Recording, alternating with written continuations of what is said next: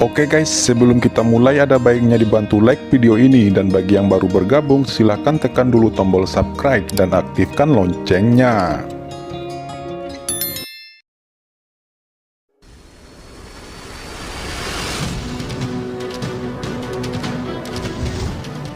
Pada saat ini, raungan mengerikan di tubuh Qin Chen bergetar, dan gelombang aura pedang vertikal dan horizontal, dan paksaan yang tak dapat dijelaskan mengisinya.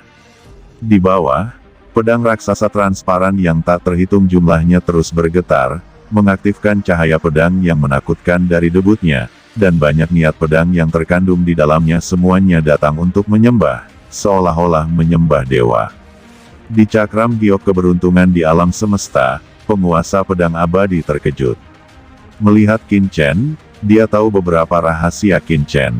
Mungkinkah senior itu, gumamnya, tidak hanya master pedang abadi, tetapi pada saat ini, bahkan yang mulia penghancur bintang dan yang mulia Jiuyu memandang Qin Chen dengan kaget, menatap pelangi ilahi, merasa bahwa keadaan Qin Chen pada saat ini sedikit tidak normal. Meskipun Qin Chen menyebabkan gangguan besar di Laut Void Tide dan menimbulkan sensasi di surga, alasan utamanya adalah adanya teror di Laut Void. Hanya kekuatan top lainnya yang memperhatikan. Qin Chen sendiri ada di mata mereka, tetapi tidak membuat banyak perbedaan. Bahkan, karakter Venerable Half Step masih menjadi semut di mata mereka. Jika mereka tidak mengambil langkah ini atau melompat keluar dari aturan dunia, mereka hanyalah sampah. Namun, aura yang dipancarkan Qin Chen saat ini berada di luar Tianzun setengah langkah biasa. Bahkan membuat mereka merasa sedikit berdebar. Bukan kekuatan yang keluar dari Qin Chen, tetapi pedang misterius di tangannya, seolah-olah ada sesuatu yang akan dibangkitkan. Ah! Teriak Qin Chen dan menjaga lautan rohnya tetap bersih. Untungnya, dia memiliki metode rahasia jiwa seperti teknik terlarang jiwa surgawi untuk memastikan bahwa platform spiritualnya tidak ternoda. Jika tidak, di bawah kekuatan dingin yang mengerikan ini, Qin Chen pasti akan kehilangan akal sehatnya dan menjadi zombie. Pedang karat misterius diaktifkan. Qin Chen menatap Zhuge Rulong dengan tatapan berdarah, dan menebas dengan pedang. Ada cahaya yang mengerikan pada pedang karat misterius itu, memancarkan tekanan tertinggi, dan bahkan tubuh pedang itu bergetar, seolah hendak pecah. Pedang ini dipotong. Itu sungguh mengerikan. Niat pedang virtual di seluruh hutan prasasti pedang dibangkitkan, dan terus memadat pada Qin Chen, mengubahnya menjadi pedang raksasa yang menembus langit. Zhuge Rulong ketakutan, aura ini sangat mengerikan, bahkan dia ketakutan. Namun, tidak peduli bagaimana dia berkata, dia juga seorang penguasa yang terhormat, dan membakar hidupnya, bagaimana dia bisa dengan mudah mundur, dia mengumpulkan kekuatannya, dan sungai takdir yang panjang dan mengerikan berkumpul di hadapannya. Pedang surgawi Qi menebas sungai takdir, dan raungan keras terdengar. Sungai takdir langsung terpotong berkeping-keping, dan energi pedang terus mengalir hampir tanpa hambatan. Zhuge Rulong terkejut. Dia tidak menyangka aura pedang itu sendiri akan memiliki kekuatan penghancur yang begitu mengerikan. Takdirnya yang kental dan pertahanan sungai yang panjang pada dasarnya tidak berguna, dan dia dengan cepat mundur untuk menghindari aura pedang. Tapi kecepatan energi pedang terlalu cepat, dan dengan ledakan, itu jatuh dan menebas tulang belikat Zhuge Rulong. Kali ini, Zhuge Rulong menjerit, darah berceceran, dan pedang karat misterius itu terlalu kuat, dan pedang itu sangat kuat sehingga dia hampir memotong separuh tubuh Zhuge Rulong. Pada saat kritis, kekuatan takdir melonjak dan misterius. Rusty Sword melawan, tapi Zhuge Rulong masih terluka parah, malu dan berlumuran darah. Orang-orang di bawah melihat bahwa mereka semua merasa tangan dan kaki mereka dingin, kulit kepala mereka mati rasa, kaki mereka lunak, dan ada keinginan untuk jatuh ke tanah. Ya Tuhan, itu adalah orang terhormat yang terluka parah oleh Qin Chen.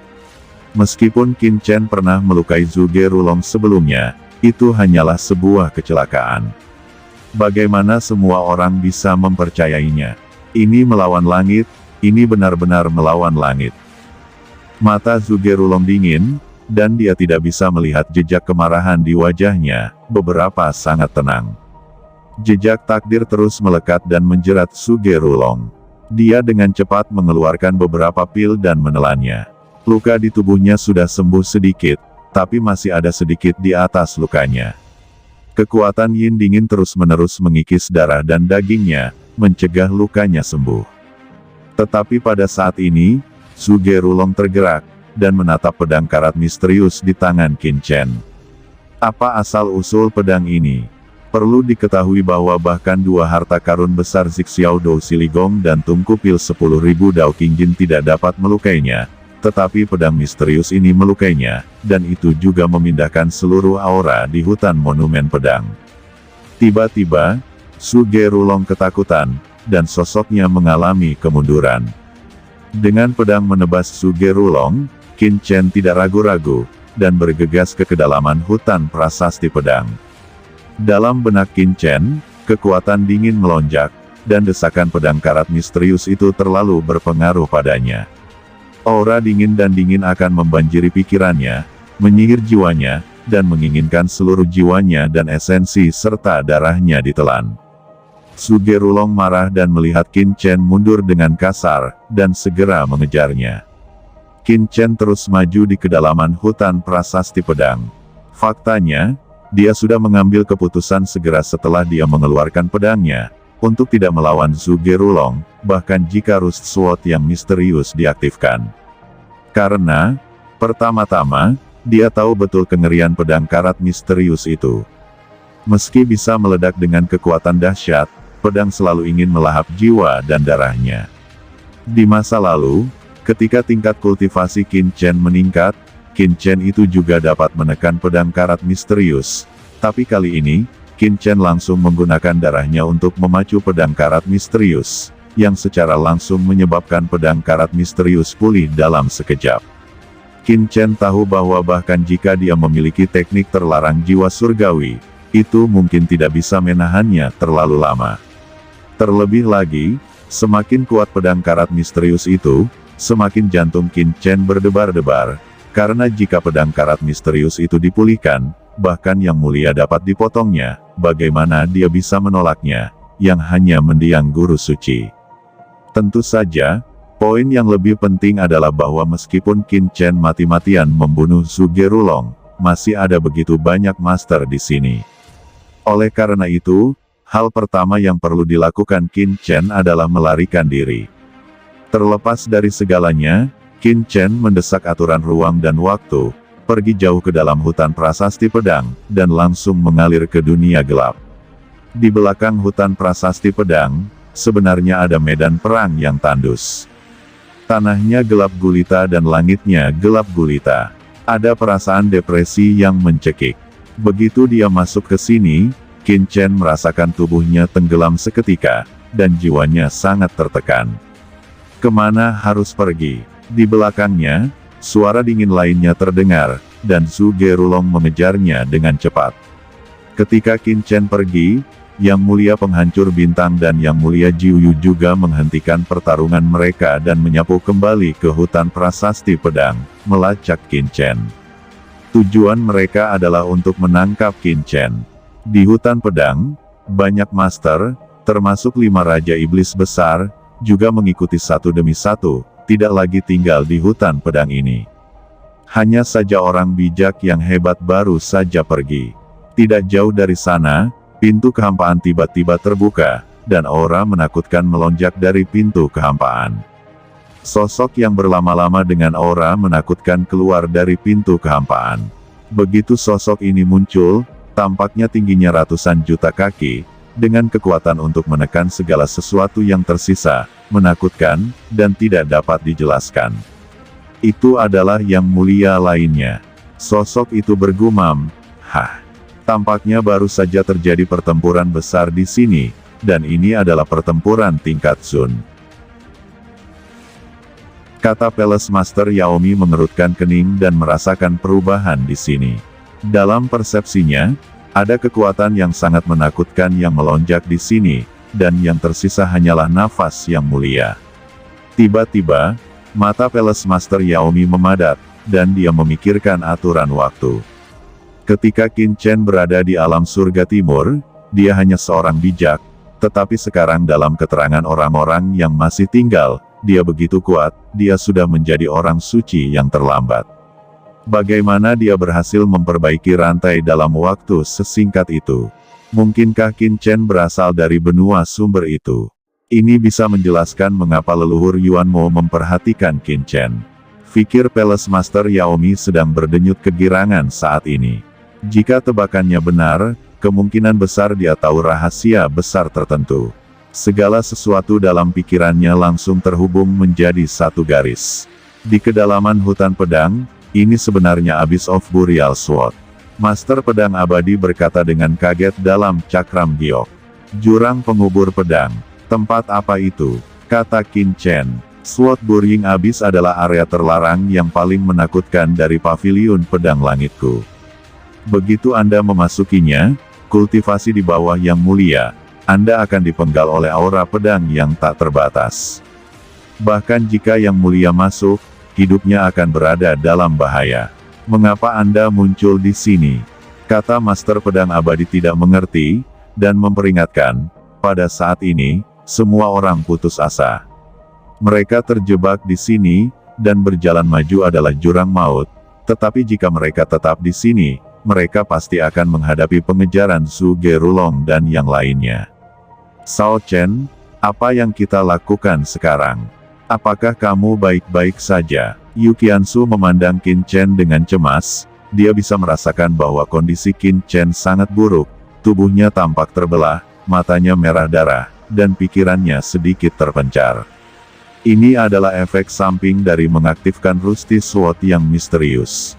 Qin Chen, bertarunglah dengan mereka. Ini masalah besar. Sebelum mati, saya harus menyeret mereka ke dalam air.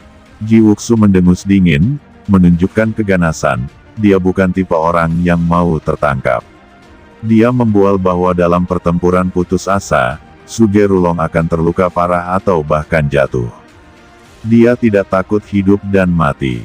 Ya, bertarung sampai mati. Qin Qiuzi juga mencibir dengan dingin, matanya memancarkan niat membunuh. Sudah cukup mati bersamamu. Ini hanya pertempuran berdarah. Ji Ruyu memandang Qin Chen dengan penuh kasih sayang. Selama dia bisa mati dengan Qin Chen, dia tidak takut. Ikuti aku dan masuki harta rahasia ruang angkasaku. Kata Qin Chen merenung sejenak, dan akhirnya membuat keputusan. Tinggal di sini, dia akan mati, dan beberapa Master Zun bekerja sama, tidak peduli seberapa kuat itu, tidak ada gunanya, tetapi jika dia memasuki jurang pedang yang terkubur ini, mungkin ada sinar kehidupan. Terlebih lagi, dia masih memiliki piringan giok keberuntungan di alam semesta. Dia tidak percaya bahwa dia akan jatuh di sini. Pada saat kritis, piringan giok keberuntungan alam semesta muncul. Sosok Qin Chen berkedip, dan dia memimpin semua orang untuk terbang langsung menuju jurang penguburan pedang, dan tiba-tiba memasuki jurang. Di jurang ini, aura pedang gelap meresap. Aura pedang ini tidak menakutkan, tetapi saat Qin Chen masuk, aura pedang yang tak terlihat menjadi semakin menakutkan. Salah satunya menyentuh Qin Chen. Qin Chen langsung terluka, menumpahkan sedikit darah. Ini terlalu kuat, bahkan jika itu hanya sedikit aura pedang, itu akan menyakitinya. Di jurang Burial Sword, lapisan kabut hitam pekat dipenuhi dengan kesunyian yang mematikan, yang membuat Qin Chen merasakan jantung berdebar-debar, dan suasana hatinya sangat berat. Saat Qin Chen semakin dalam, kabut hitam di jurang penguburan pedang menjadi lebih padat, dan ada niat pedang yang menakutkan di kabut. Tiba-tiba, Qin Qiuzi mendengus dan terkena pedang Qi. Dia sangat malu dan muntah darah. Kalian semua memasuki cakram giok keberuntungan. Teriak Qin Chen, langsung mendesak piring giok, dan kekuatan spasial yang tak terlihat menyelimuti semua orang. Tempat ini terlalu berbahaya. Itu hanya jejak aura pedang, dan itu sangat menyakiti semua orang. Jika Anda terus masuk lebih dalam, tidak ada yang punya cara untuk bertahan hidup. Pantas saja Sword Burying Abyss ini akan menjadi tempat terlarang bagi paviliun pedang Tongtian. Memang menakutkan. Yu Qiansu khawatir. Kamu masuk dulu, lalu aku akan memasuki lempeng giok semesta, jauh ke dalam jurang pedang penguburan, jadi ada cara untuk bertahan hidup, jika tidak, kita semua akan mati di sini. Kata Qin Chen. Tiba-tiba, di atas kepalanya, di atas jurang pedang penguburan, datanglah sungai takdir yang bergolak. Di atas sungai, Su Gerulong, mengangkang seperti dewa, datang dengan perkasa. Semua orang tidak ragu untuk membiarkan Qin Chen mengendalikan mereka, dan mereka masuk ke lempeng giok semesta dan menghilang ke Abyss of Burial Sword. Pada saat ini, ketika Qin Chen memindahkan sosoknya, dia juga akan memasuki cakram giok keberuntungan di alam semesta, karena dia tahu betul bahwa waktunya sudah terlambat dan Su Gerulong hampir tiba. Sudah berakhir, aku tidak bisa masuk ke lempeng giok semesta. Kata Qin Chen tiba-tiba. Apa yang terjadi? Kata semua orang terkejut di dalam cakram giok. Aku juga tidak tahu situasinya, tapi aku benar-benar tidak bisa memasuki piring batu giok keberuntungan semesta. Ada energi di sini, yang menghalangi ruang dan mencegah saya memasuki dunia kecil. Kata Qin Chen dengan wajah jelek, dan dia tidak tahu secara spesifik. Alasannya adalah Yu Qiansu dan yang lainnya bisa masuk, tapi dia tidak bisa masuk. Kalau begitu kamu membiarkan kami keluar dengan cepat. Yu Qiansu berkata dengan cemas. Semuanya, kalian tetap di piring batu giok semesta, apapun yang terjadi, jangan keluar. Kata Qin Chen, matanya cerah, itu masalah besar. Pada saat ini, di atas Abyss of Burial Sword, sungai takdir yang menakutkan muncul dan melintas. Hah, tempat apa ini? Su Gerulong mengerutkan kening, terbang di sepanjang sungai takdir, dan muncul di atas Abyss of Burial Sword. Dia menatap ke bawah, terkejut di dalam hatinya, dan juga melihat Qin Chen sendirian.